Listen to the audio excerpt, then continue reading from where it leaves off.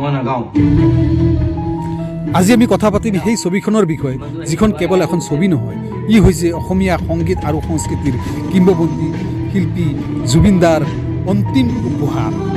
মোক ইয়াত গান গাবলৈহে মাতিছিলি, মোৰ চকুকেইটা দেখুৱাই টিআৰপি ঘটিবলৈ নহয়। মই যাওঁ। ৰৈ ৰৈ বিনালে।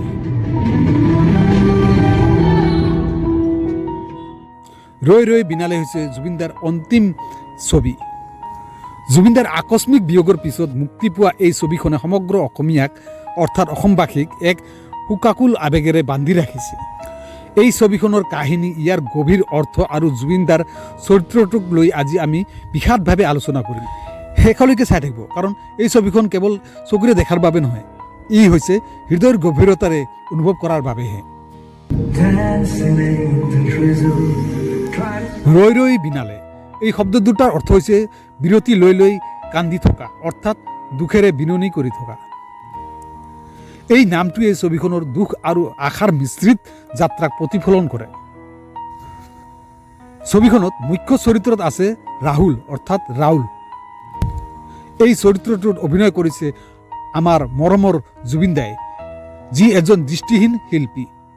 ৰাহুলে গানৰ জৰিয়তে এই পৃথিৱীখনক অনুভৱ কৰে, যাৰ বাবে তেওঁৰ অন্তৰ্দৃষ্টি সাধাৰণ মানুহতকৈ বেছি তীক্ষ্ণ। তেওঁৰ বাবে সংগীত কেৱল তেওঁৰ সুৰ নহয়, ই তেওঁৰ সংগীত আৰু তেওঁৰ দৃষ্টিও।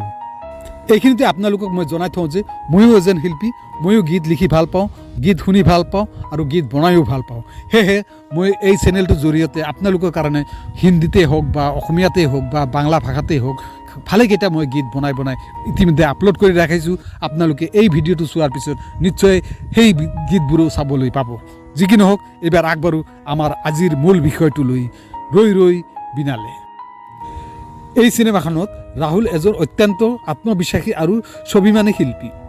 ছবিখনৰ আৰম্ভণিতেই আমি দেখিবলৈ পাওঁ যে গুৱাহাটীত তেওঁ নিজৰ প্ৰতিভাৰ বাবে স্বীকৃতি বিচাৰি ফুৰিছে।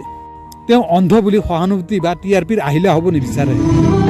মোক ইয়াত গান গাবলৈহে মাতিছিলি, মোৰ চকুকেইটা দেখুৱাই টিআৰপি ঘটিবলৈ নহয়। তেওঁৰ এই যাত্ৰাত কিছুমান গুৰুত্বপূৰ্ণ চৰিত্ৰই ভুমুকি মাৰে।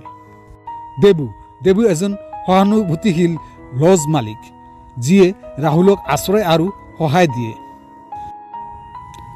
নীৰ এজন জনা শুনা সংগীতজ্ঞ, যিয়ে প্ৰথমে ৰাহুলৰ প্ৰতিভাৰ গুৰুত্ব বুজি পায়, কিন্তু পিছলৈ নিজৰ স্বাৰ্থ আৰু ঈৰ্ষাই তেওঁৰ সম্পৰ্কত জটিলতা আনে।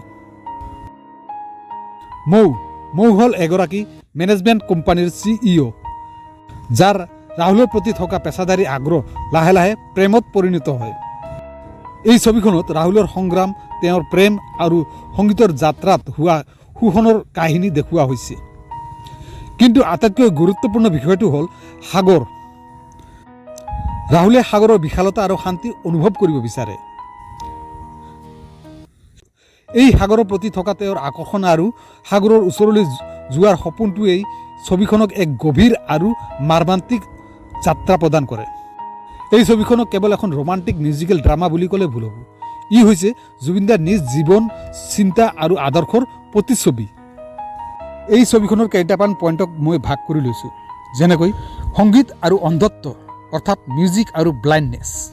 জুবিনদাৰ চৰিত্ৰ ৰাহুলে ক'ব খোজে যে তেওঁ অন্ধ নহয়, কিয়নো সংগীতৰ দ্বাৰা তেওঁ সকলো দেখে। এইটো জুবিনদাৰ শেষ বাৰ্তা যে জীৱনত চকুৰ দৃষ্টিতকৈ মনৰ দৃষ্টি বেছি দৰকাৰী। তেওঁৰ এটা ডায়লগ আছে, সংগীতেই পৃথিৱীখনক সলনি কৰিব নোৱাৰে, কিন্তু ইয়াক বেয়া হোৱাৰ পৰা ৰোধ কৰিব পাৰে। এই চিনেমাখনৰ আন এটা পইণ্ট হ'ল ৰাজনৈতিক আৰু সামাজিক ইংগিত। এই ছবিখনে উগ্ৰপন্থী আৰু নিৰ্দোষী লোকৰ ওপৰত হোৱা অত্যাচাৰৰ কথা কিছু পৰিমাণে ক'ব খোজে। আনকি ৰাহুলে ৰাজনীতিৰ বাবে গান গাবলৈ অস্বীকাৰ কৰা দৃশ্যটোৱে শিল্পীৰ স্বাভিমান আৰু মূল্যবোধক প্ৰতিনিধিত্ব কৰে। আৰু এই চিনেমাখনৰ অন্য এটা পইণ্ট হ'ল সাগৰৰ প্ৰতি আবেদন। ৰাহুলৰ সাগৰৰ প্ৰতি থকা ব্যাকুলতাই জুবিনদাৰ নিজ জীৱনৰ শেষ সময়ছোৱাৰ দুৰ্ভাগ্যজনক ঘটনাটোক যেন এক শোকাকুল ইংগিত দিয়ে। সাগৰৰ ওচৰলৈ যোৱাৰ তেওঁৰ সপোনটোৱে তেওঁৰ নিজ জীৱনৰ আধৰুৱা যাত্ৰা আৰু শান্তিৰ সন্ধানক বুজাই তোলে। এই সকলোবোৰ কাৰণতেই দৰ্শকে এই চিনেমাখনক কেৱল এখন চিনেমা বা ছবি বুলিয়ে নহয়, জুবিনদাৰ শেষ বাৰ্তা হিচাপে লৈছে।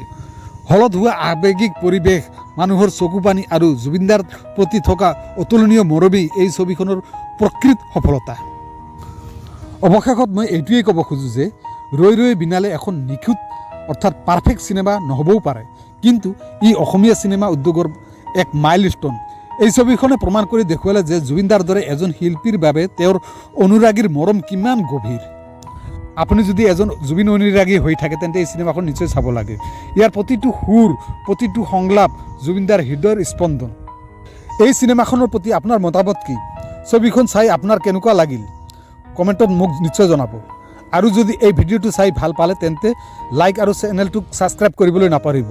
আজিলৈ ইমানতে সমাপ্ত কৰোঁ। আশা কৰোঁ আপোনালোকক মোৰ অন্যান্য নতুন নতুন গীতবোৰত নিশ্চয় আপোনালোকক লগ পাম। আজিলৈ ইমানতে সমাপ্ত কৰোঁ। ধন্যবাদ।